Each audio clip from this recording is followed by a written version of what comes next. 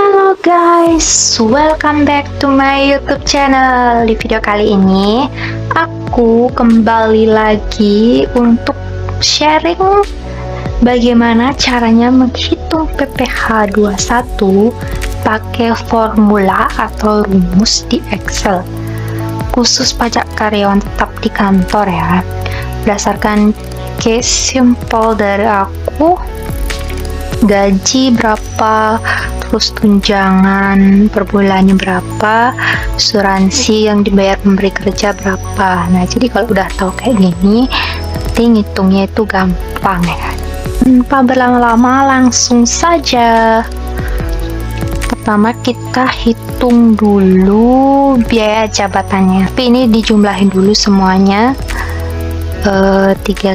Gaji pokok, terus tunjangan lainnya juga, sama asuransi. Kita pakai rumus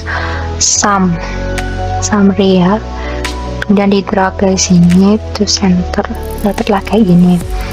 Terus kita hitung biaya jabatannya.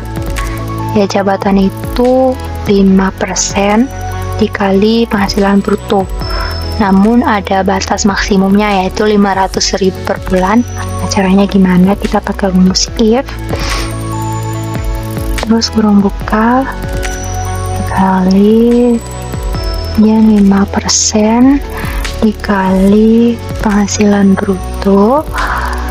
Jadi kalau misalnya lebih dari 500.000 ditulisnya 500.000, namun jika kurang dari 500.000 hasilnya, itu cukup di 5% dikali penghasilan bruto.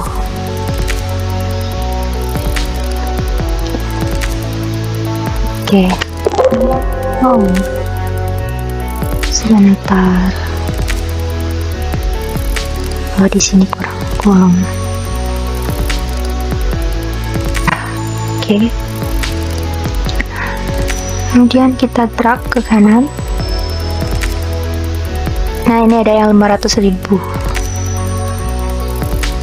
Otomatis ya, maksimalnya dia tuh 500.000. Kalau kurang dari 500.000 dia pakai rumus 5% kali ini penghasilan bruto. Kemudian iuran pensiun kebetulan yang ditanggung sama karyawan itu tidak ada, jadi full ditanggung kantor kalau di kantor aku ya. Jadi di sini tidak ada pengurang. Nah, untuk pengurangnya kita sum di sini, enter, drag ke samping,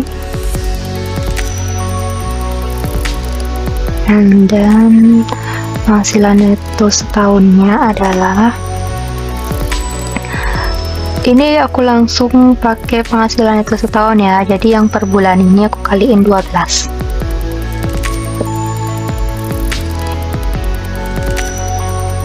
Penghasilan bruto dikurangi jumlah pengurang, jadilah penghasilan itu setahun.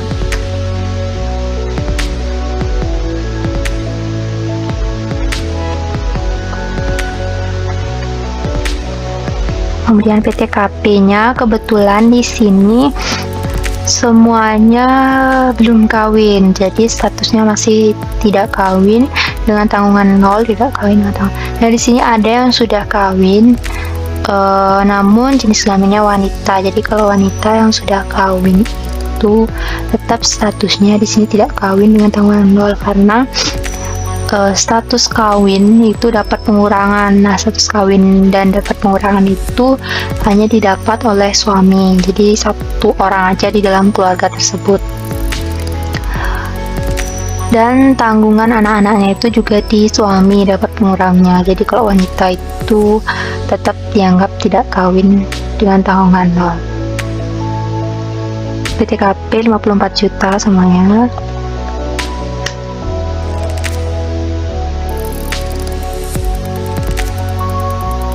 Oke, langsung PKP-nya ini tinggal penghasilan itu setahun dikurangi PTKP.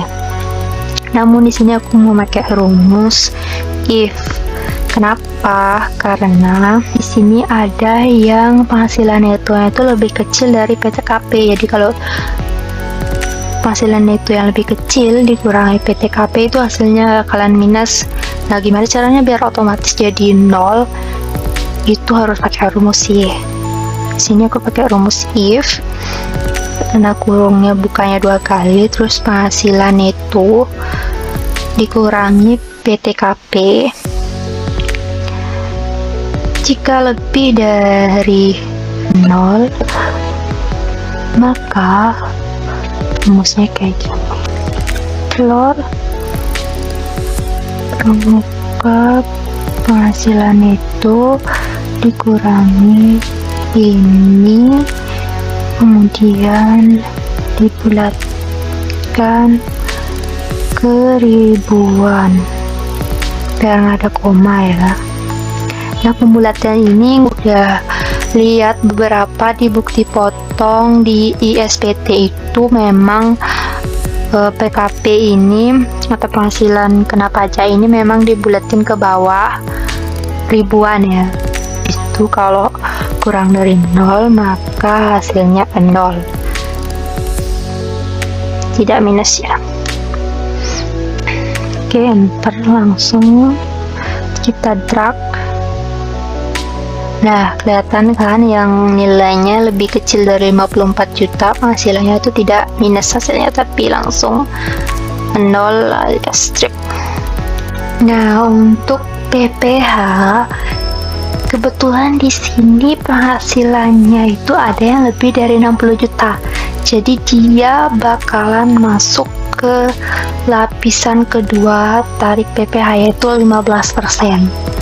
Jadi lapisan tarif terbaru 2022 itu batasnya sampai 60 juta ya lapisan satunya. Kalau dulu kan sampai 50 juta. Aku make rumus if PKP lebih dari 60 juta, maka dia cukup 60 juta saja yang dikali 5%. Namun jika kurang dari 60 juta, maka dia PKP dikali 5%.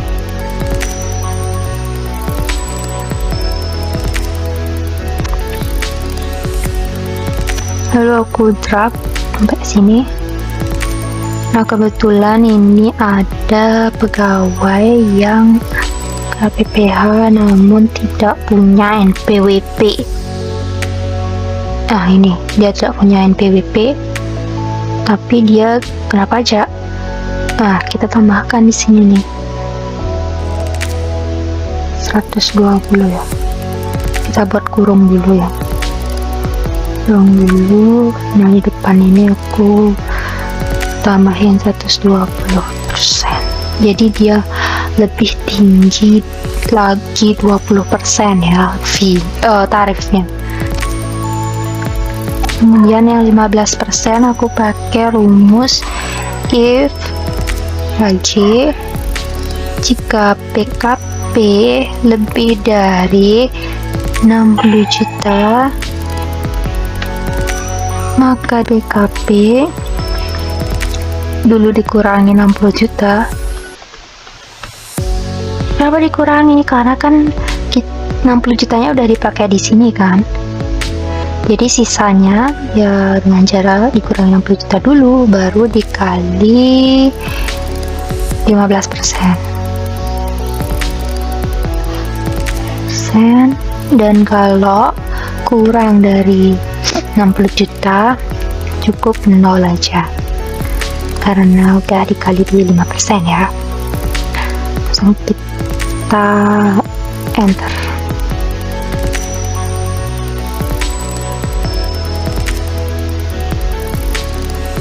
Langsung untuk total PPH nya sum dari tarif 5% sampai 15%.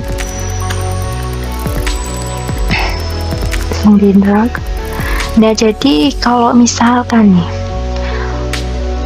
di perusahaan kalian itu ada gajinya yang lebih dari 250 juta, kan dia kena tarif yang lapisan ketiga kan. Nah, itu beda lagi perhitungannya, nggak kayak gini tuh. Namun di sini aku case-nya cuma sampai lapisan 2 aja sih. Nah, PPh sebulannya pakai rumus pembulatan karena di bukti potong itu tidak ada desimal ya, harus round.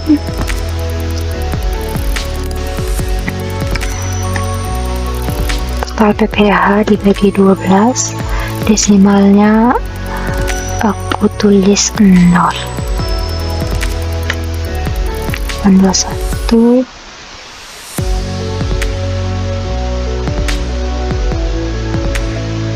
Nah, ini gross up ini aku pilih dulu ya.